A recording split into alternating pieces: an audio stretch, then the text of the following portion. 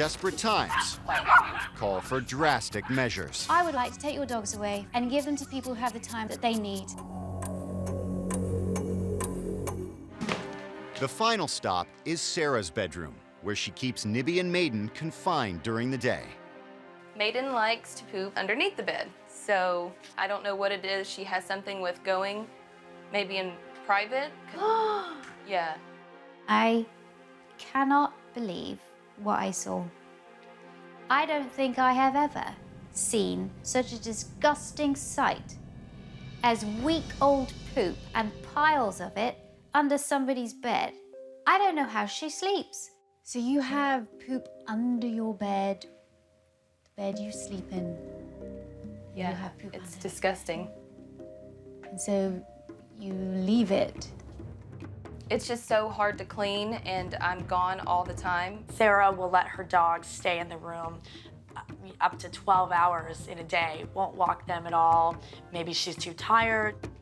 Next, Sarah takes Victoria out to her private balcony. All the big spots are throw up because I changed their food and they got really sick a couple days ago. I think Sarah's the worst dog owner that has ever existed. She neglects her dogs. She's lazy. She has given Maiden no form of discipline whatsoever, no form of training. Dogs threw up, but you left it here. Yeah, I think I was working I was working really late and I came home and it was all over here. And That was 3 days ago. Why is it still on here? I haven't cleaned it. It wasn't just crusty poop that hadn't been picked up. It was crusty vomit. Making matters even worse for Sarah is her dog Nibby's aggression.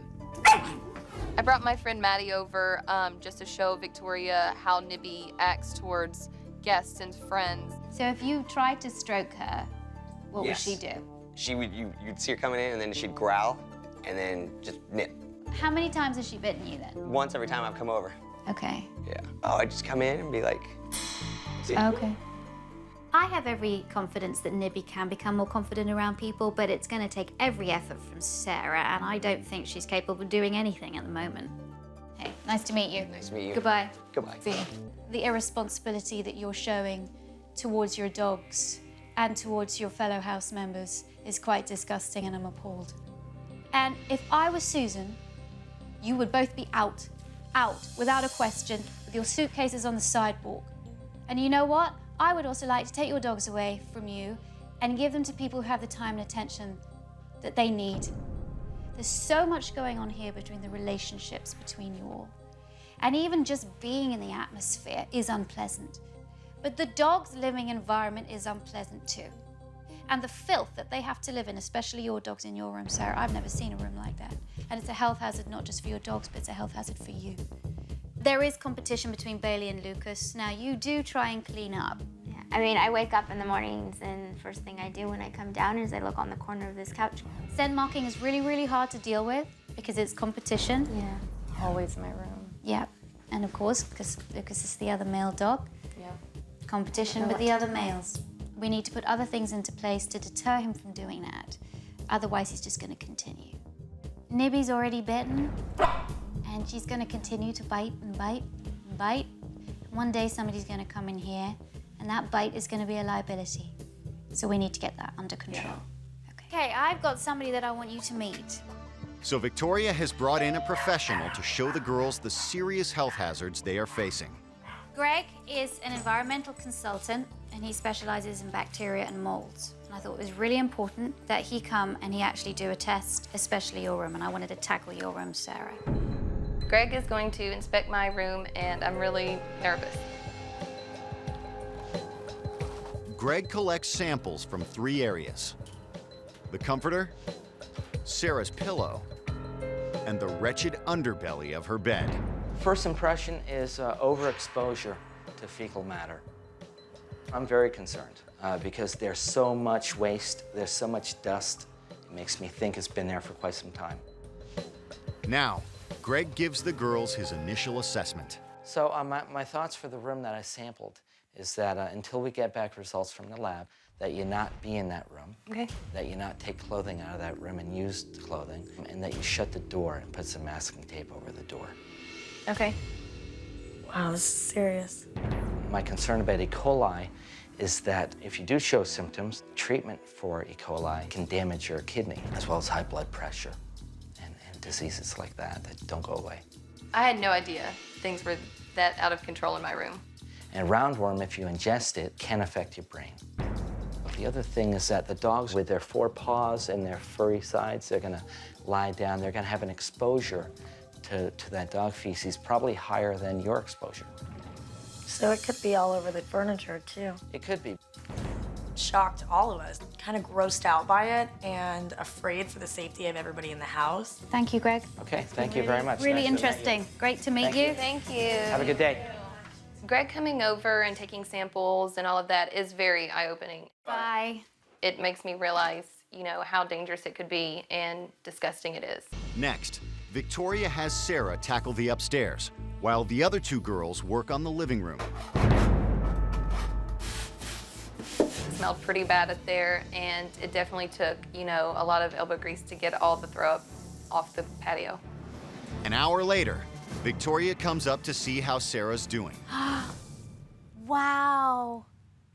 It looks beautiful. Wonderful. Oh my gosh, this is your place. I love it. I learned my lesson. I'll just say that. Okay. Yeah. Don't let it get like that again. No. Now, the test results are in. I am very concerned with the amount of feces that there are lying around, especially in Sarah's room. I think it could be a potential health hazard.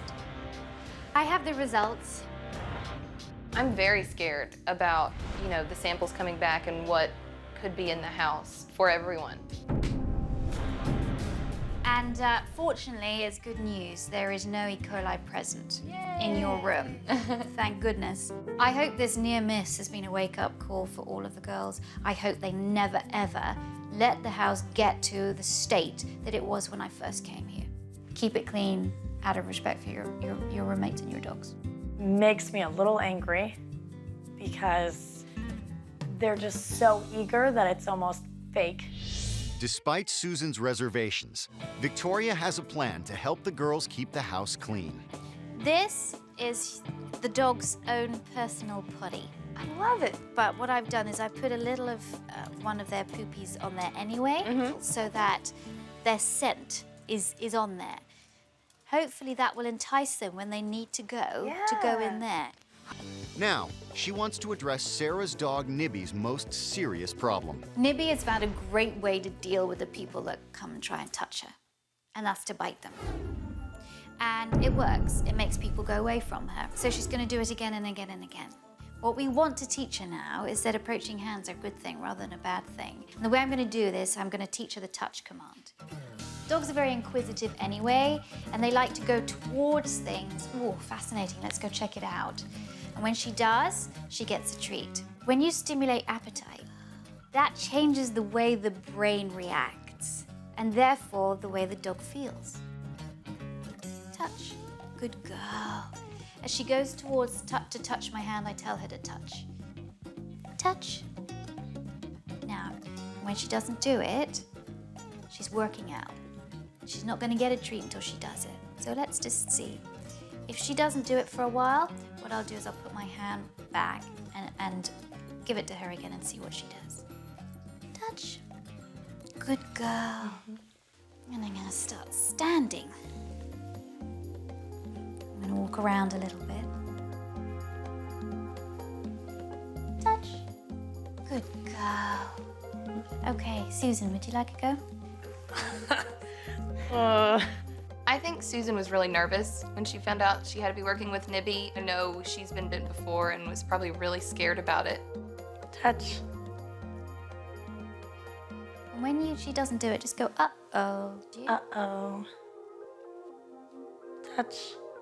Beautiful. Good girl. I think that was the first time she's ever made a positive connection with this dog. Touch. Good girl.